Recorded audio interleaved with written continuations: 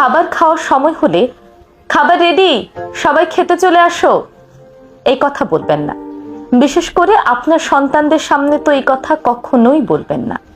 কারণ আপনার পরিবারের সদস্যরা কোনো অতিথি নয় যে আপনি খাবার রেডি করে সবকিছু গুছিয়ে টেবিল গুছিয়ে তাদের ডাকবেন আর তারা এসে খেয়ে দিয়ে আবার অতিথির মতো সবকিছু ফেলে রেখে চলে যাবে। বাংলাদেশে বেশিরভাগ পরিবারে মনে করা হয় খাবার গোছানো, টেবিল গোছানো, খাবার সামনে তুলে দেওয়া শুধুমাত্র মায়ের কাজ। এটি একটি ভুল ধারণা। পরিবার যেমন সবার, তেমনি খাবার রেডি করা বা টেবিল রেডি করার মাকে সাহায্য করার দায়িত্ব কিন্তু সবার।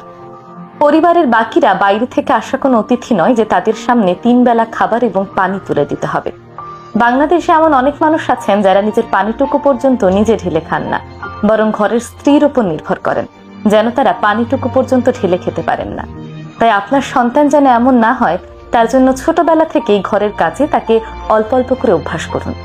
যেমন প্রতিবেলা খাবারের আগে টেবিল রেডি করায় পরিবারের সকলের অংশগ্রহণ নিশ্চিত করুন। ছোটখাটো হলেও তাদের সেখানে অংশগ্রহণ করতে দিন। যেমন কেউ পানির জগ ভরবে, কেউ পানির বোতল নিয়ে আসবে, কেউ খাবার প্লেটগুলো নিয়ে আসবে, কেউ বা তরকারিটা নিয়ে আসবে। এভাবে যখন পরিবারের এই খাবারের সময় সকলে অংশগ্রহণ করবে, তখন পারিবারিক বন্ধন যেমন সুদৃঢ় হবে, তেমনি আপনার সন্তান বুঝবে এই ছোটখাটো কাজগুলো করার দায়িত্ব শুধুমাত্র মা কিংবা ঘরের স্ত্রীর নয়, বরং বাকি সবার।